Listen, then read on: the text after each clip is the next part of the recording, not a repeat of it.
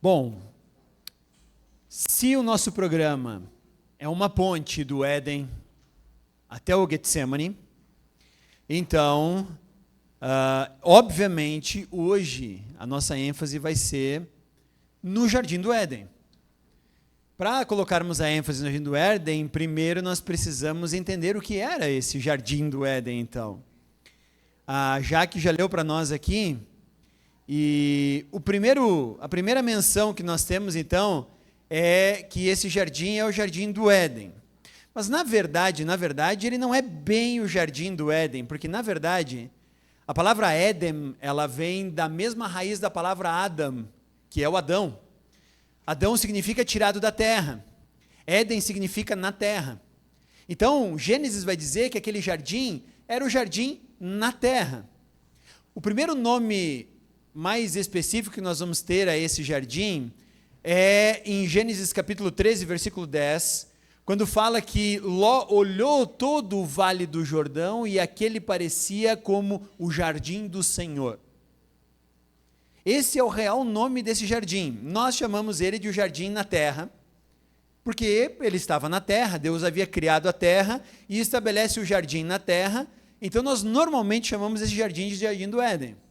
Mas, na verdade, esse jardim, ele era o jardim de Deus.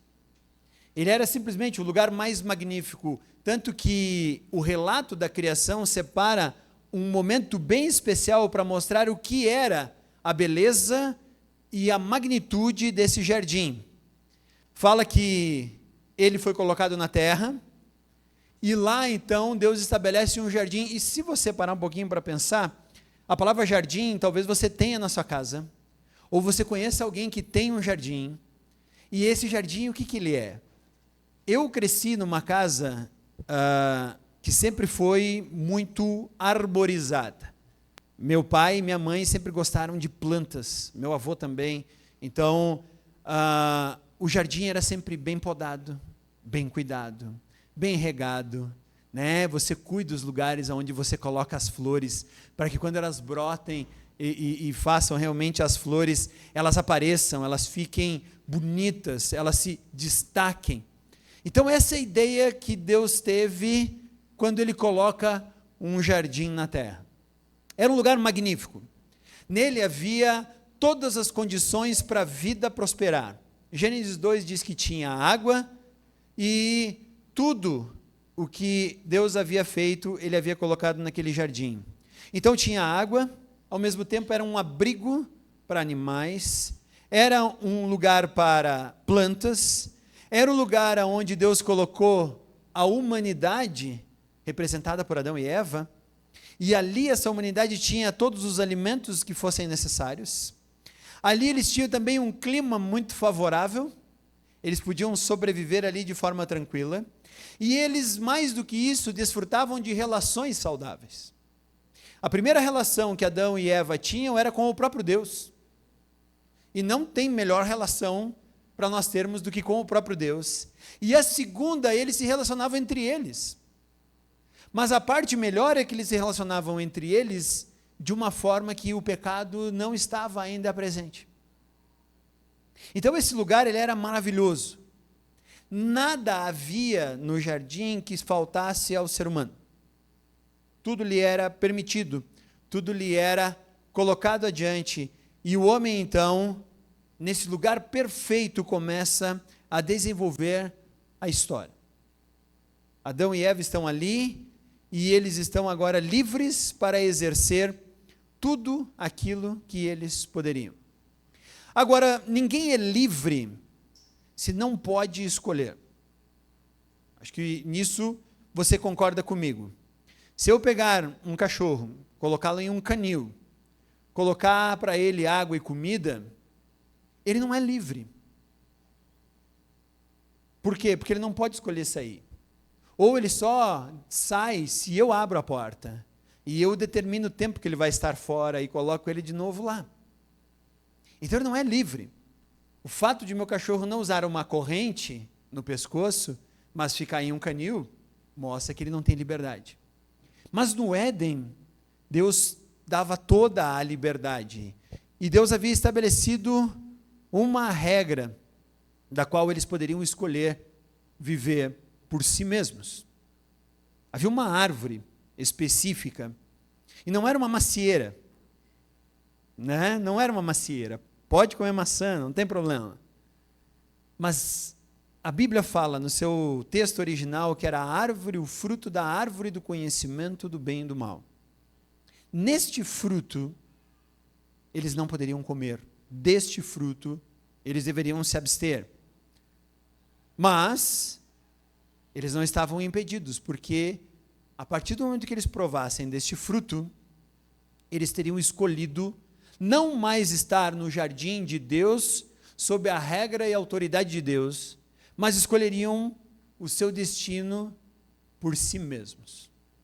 É aí que nós começamos a nossa história, em Gênesis capítulo 3, e se você tem a sua Bíblia aí, abra ela, e nós vamos ler os primeiros 12 versículos de Gênesis capítulo 3.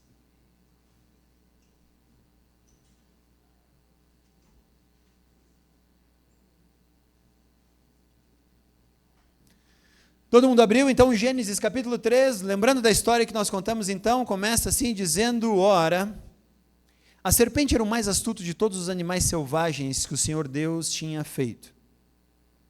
E ela perguntou à mulher, foi isso mesmo que Deus disse? Não comam de nenhum fruto da árvore do jardim? Respondeu a mulher à serpente, podemos comer do fruto das árvores do jardim. Mas Deus disse, não comam do fruto da árvore que está no meio do jardim, nem toquem nele, do contrário vocês morrerão. Disse a serpente à mulher, certamente não morrerão.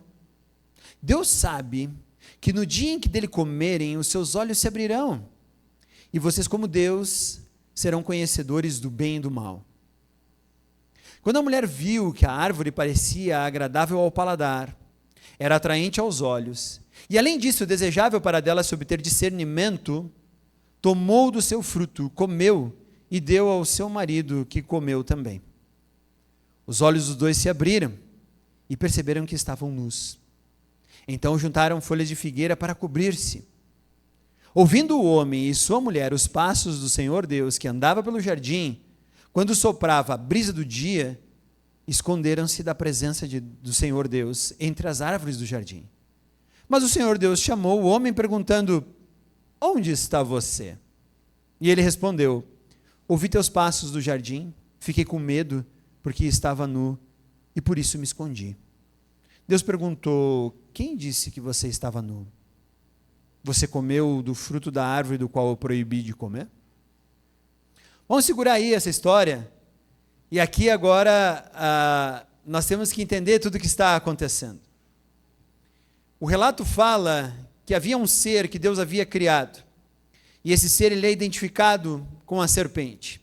Então não pense que uma vez a serpente falava e tinha braços e tudo mais, porque na verdade o adjetivo aqui, serpente, né, está muito mais ligado à astúcia e ao modo de agir dessa criatura, que era a criatura mais inteligente. Depois nós vamos saber quem ela é, e lá em Apocalipse ela vai ser identificada, então, como o diabo. Mas aqui, esse ser que já se rebelou, ele então vai conversar com Eva. E lembra que eu falei para vocês que o fruto era o fruto da árvore do conhecimento do bem e do mal? Se eles não comessem deste fruto, o padrão que determinava o bem e o mal para eles era Deus. Então não é que Adão e Eva não sabiam o que era o bem e o mal, mas eles estavam debaixo da autoridade de Deus para dizer o que era o bem e o mal. E quando eles provassem daquele fruto, eles obviamente estariam se rebelando contra Deus, e estariam dizendo assim, a partir de agora, nós vamos dizer o que é o bem e o mal. E é essa a questão que a serpente justamente vai colocar no versículo 4, disse a serpente à mulher, certamente não morrerão. Deus sabe que do dia em que dele comerem o fruto, seus olhos se abrirão e vocês, como Deus, serão conhecedores do bem e do mal. O que ele está dizendo é, deixem de seguir o padrão divino. Tomem sobre vocês mesmos o próprio padrão. Digam vocês a partir de agora o que é o bem e o mal. E esse é o grande risco, porque hoje nós estamos vivendo nessa sociedade onde todo mundo acha que sabe o que é o bem e o mal. E você vai falar com alguém, ela diz, não, mas eu acho isso, eu acho aquilo, eu acho aquele outro. Nós estamos cheios de pessoas aí fora que se acham Deus, que perderam o padrão em Deus, e hoje elas mesmas escolhem e decidem o que é o padrão de bem e mal. Então, esse ser enrola Eva na astúcia de dizer para ela, olha, o dia que você provar, Deus deixa de ser o padrão, você mesmo será o padrão da sua própria vida. E ela prova daquele fruto, dá ao seu marido, e aí, de repente, os dois descobrem-se nus. Mas a nudez, embora ela seja física nesse momento, ela é muito mais uma nudez da alma. Porque naquele momento em que eles deixam de ter Deus como padrão, eles descobrem que, se Deus não é o padrão, nós somos insuficientes para sermos o padrão. E naquele momento eles vão experimentar pela primeira vez uma separação com Deus. Porque se Deus não é mais o nosso padrão, nós não temos mais por que manter uma conexão com Ele. Essa é a grande questão. E naquele momento, então, eles perdem esse padrão, eles perdem isso que Deus está colocando para eles como guia, pastor, cuidador, aquele que vinha conversar com eles, eles agora perdem isso. E assim como você que é pai, já deve ter brincado com teu filho, e assim como você que é filho, já deve ter brincado com teu pai, no momento em que você se esconde em algum lugar, mas obviamente teus pais sabem aonde você está, mas eles entram na brincadeira, dizendo, puxa vida, aonde será que a pessoa está escondida? Mas ela está claramente ali, na frente, diante, né, do seu pai. Essa é a forma pela qual Deus vai conversar com Adão. Adão, que coisa, sempre te encontrava aqui, aonde será que você está? E ele responde no meio de uma moita, dizendo, estou escondido, porque estou nu. E Deus disse, que estranho, quem disse que você estava nu? Quem te contou essa história? E aí então ele é enredado naquele momento. O que eu quero que nós olhemos aqui nessa história dramática é que naquele momento, embora desfrutassem de todas as coisas, Adão e Eva rompem um pacto que o próprio Deus havia feito com eles. A partir desse momento, primeiro de tudo, Adão e Eva se tornam rebeldes ao seu Criador.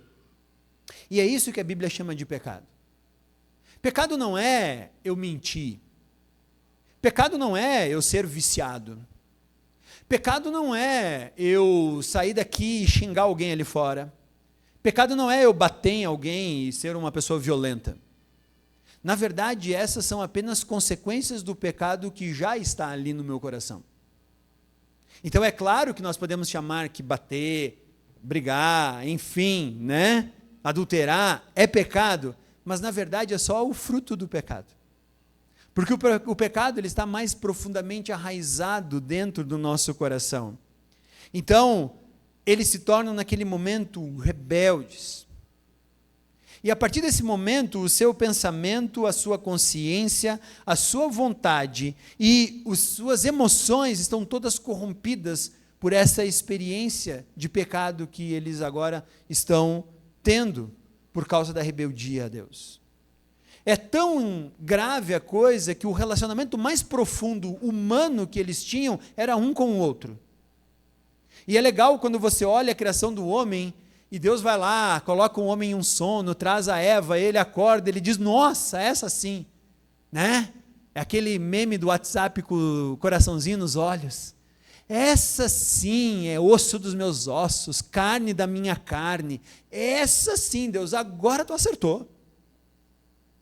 Mas no primeiro momento em que ele pergunta o que foi que você fez, Adão, ele diz, a mulher que tu me deu. A mulher que tu me entregou. Ele não só rompe o seu relacionamento mais profundo com o seu Criador, como agora ele está iniciando uma ruptura com o relacionamento da pessoa que foi feita justamente para ser a sua parceira. Então eles perderam agora os relacionamentos. Então note que eles se tornam pecadores porque se rebelaram. Seu pensamento, sua consciência, sua vontade, suas emoções estão agora corrompidas. Seus relacionamentos estão abalados. E eles passam a experimentar agora sofrimento, vergonha e um enorme vazio na sua alma. É desesperador o que eles estão sentindo nesse momento. Jamais a raça humana havia experimentado o que esses dois agora estão experimentando. Mas ainda tem mais. Porque ao fazer isso, eles condenam todos os seus descendentes a nascerem na mesma condição. De corrompidos, rebeldes, destinados à morte. Eles não só romperam sua relação com seu Criador, eles não só romperam sua relação entre eles mesmos, mas eles agora condenam todos os descendentes que virão a partir disso. Mais do que isso, Deus havia dito para Adão e para Eva, dizendo: vocês agora estão no jardim, eu os coloco ali para que vocês o governem e o gerenciem. Vocês serão os meus representantes ali. E eles agora entregam essa representação, essa gerência à rebeldia. E a partir desse momento, eles agora estão decadentes. O que antes era um lar para eles, agora é um refúgio. Aquele lugar bonito, aquele lugar legal, onde eles podiam desfrutar de todas as coisas, quando Deus pisa, onde é que está Adão? Escondido. Não é mais um lugar de proteção, segurança, convívio, amor. É o lugar onde eu tenho vergonha de estar. É aonde agora eu quero me esconder. E aquele lugar que era antes um refúgio, agora então se torna um esconderijo. Isso é o que acaba de se transformar o Jardim do Éden. Por que eles fizeram isso? Por que eles perderam tudo isso? Porque em algum momento eles resolveram ouvir alguma voz que não era a voz do seu Criador. Eles agora colocam lá como uma referência no lugar de Deus qualquer outra coisa. A voz da serpente.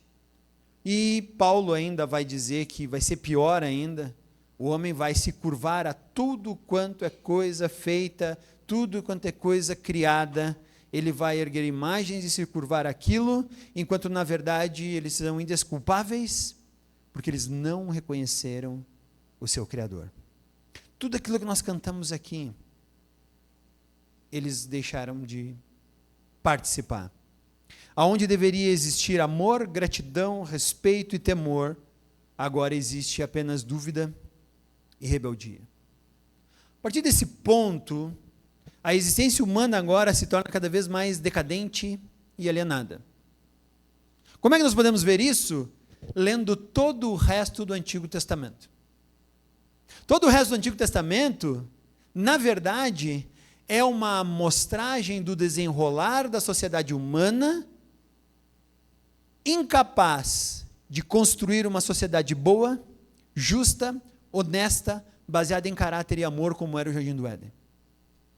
Todo o resto da Bíblia, no Antigo Testamento, é tão somente o desenrolar da história do homem tentando construir algo bom, mas incapaz de construir algo bom, porque o pecado está presente.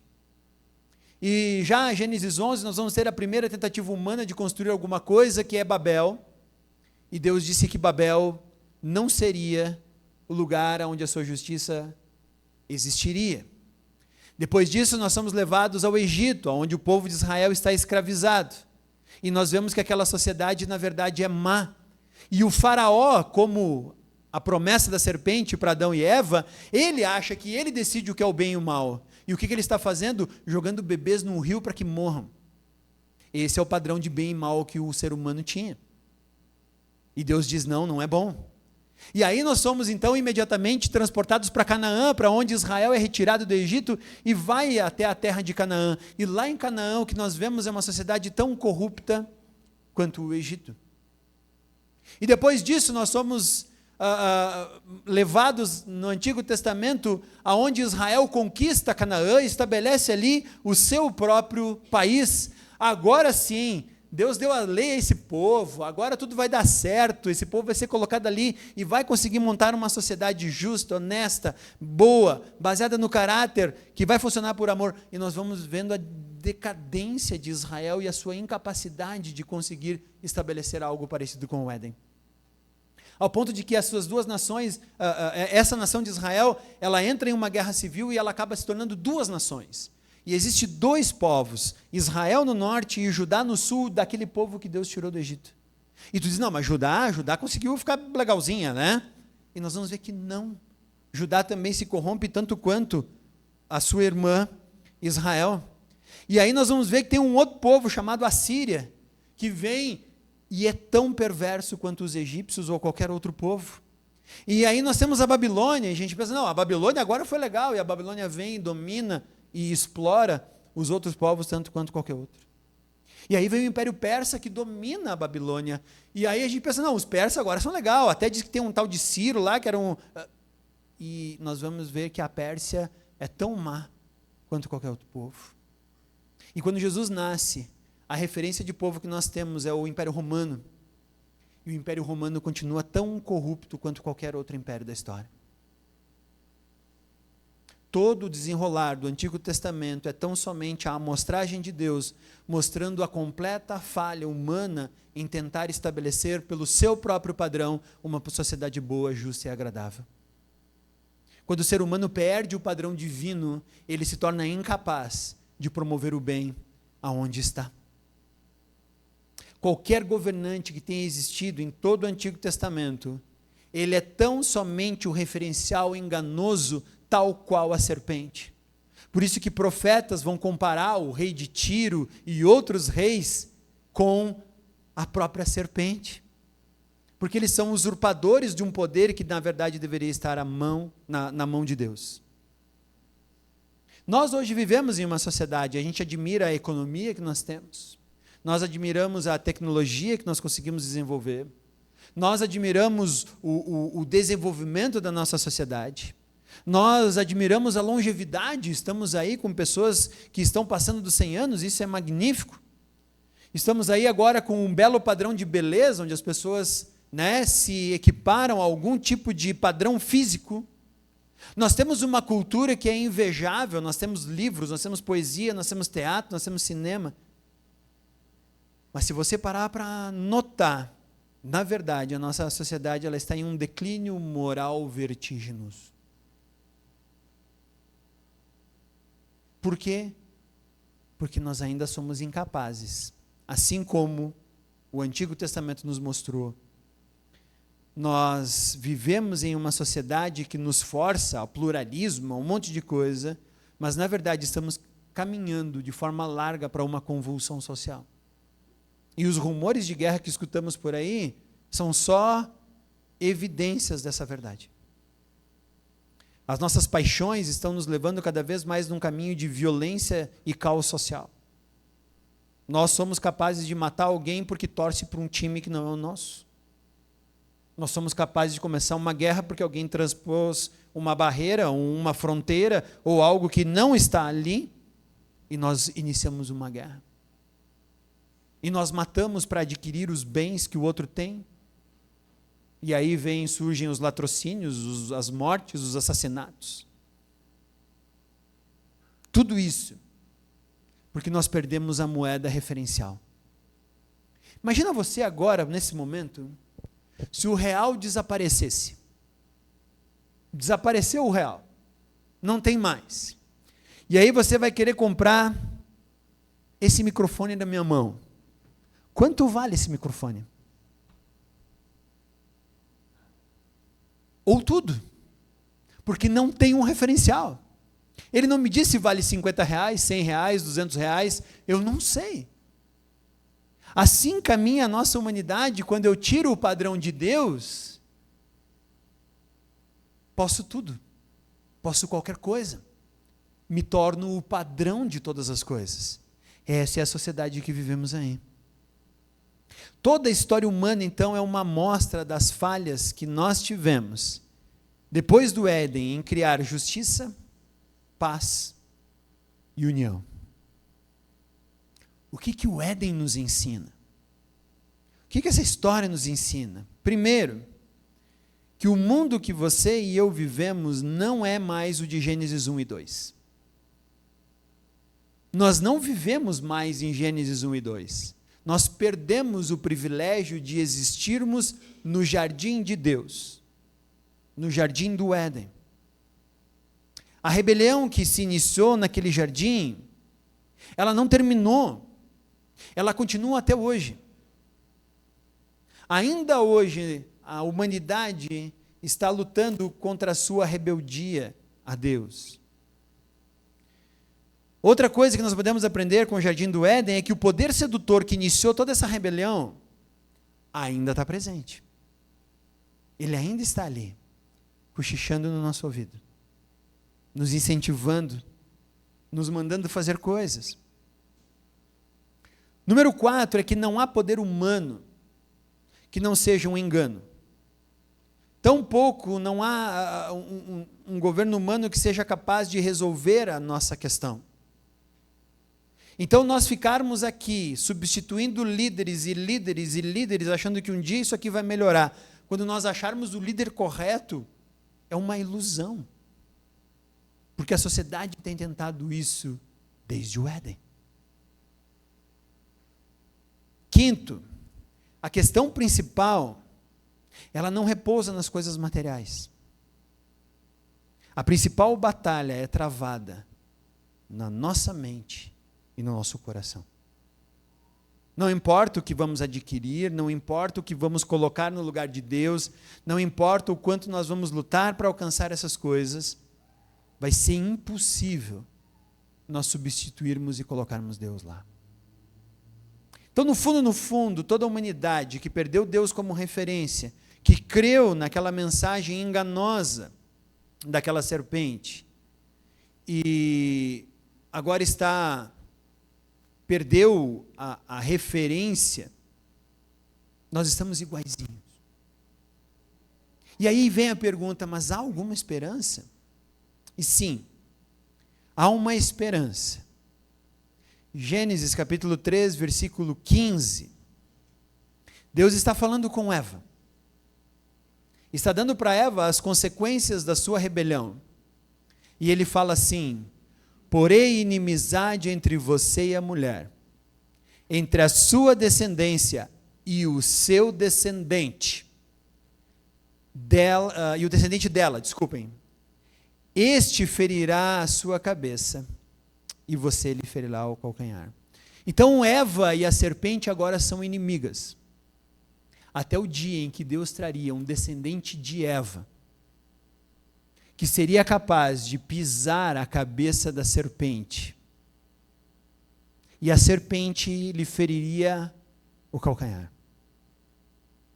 Essa é a primeira promessa que nós temos de que Deus vai resolver essa questão, e essa questão tem a ver com um filho de mulher, nascido para pisar a cabeça da serpente.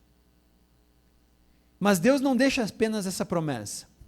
Se você olhar Gênesis 3, capítulo 21, Gênesis capítulo 3, versículo 21, diz assim: o Senhor Deus fez roupas de pele, e com elas vestiu Adão e sua mulher. Até agora, não tem notícia de nada que houvesse morrido no jardim do Éden. Parou para pensar? Qual é o primeiro ser que morre no Éden? Um cordeiro, do qual Deus agora vai tirar as peles para vestir esse casal que achava que seu maior problema era estar nu.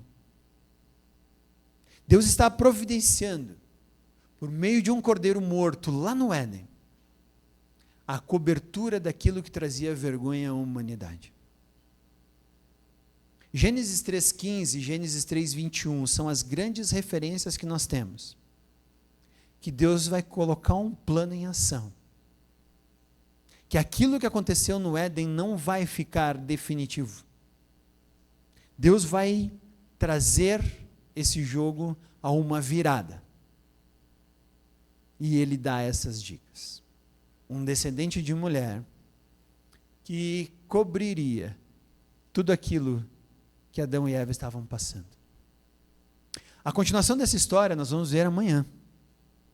Amanhã, quando nós estivermos aqui novamente, nesse mesmo horário, nesse mesmo local, nós vamos continuar a ver e nós vamos olhar um outro jardim, que vai fazer a ponte e a conexão com o Éden. E vai permitir que todos aqueles que ficaram alheios a Deus no Éden, possam voltar a ter uma comunhão com o seu Deus. Mas isso nós vamos ver amanhã. Vamos baixar nossa cabeça, vamos fazer uma oração. Senhor Deus, nós agradecemos a Ti pela Tua palavra. Nós agradecemos a Ti pelo amor que Tu derramou por nós, e é por isso que nós estamos comemorando essa Páscoa. Nós estamos lembrando tudo aquilo que Tu fizeste para que nós tivéssemos acesso a Ti. E esse é para nós o grande privilégio. Que Tu estejas conosco, cada um de nós aqui, e tudo aquilo que foi falado, tudo aquilo que foi visto, tudo aquilo que foi revelado, possa encontrar um solo fértil em nosso coração. E à medida que isso acontece, que possa crescer o nosso amor por Ti e possamos perceber cada vez mais Teu amor por nós. Que Tu estejas nos conduzindo para mais próximos de Ti. E Pai, nós lamentamos essa história do Éden, mas ela é a nossa história. Nós lamentamos as circunstâncias em que estamos hoje, mas ainda assim é a Tua mão sobre nós. Agradecemos pela Tua soberania, pelo Teu amor e pela esperança que Tu já nos entrega lá no Éden, de que um dia Tu resolveria o nosso problema. Em nome de Cristo nós agradecemos. Amém.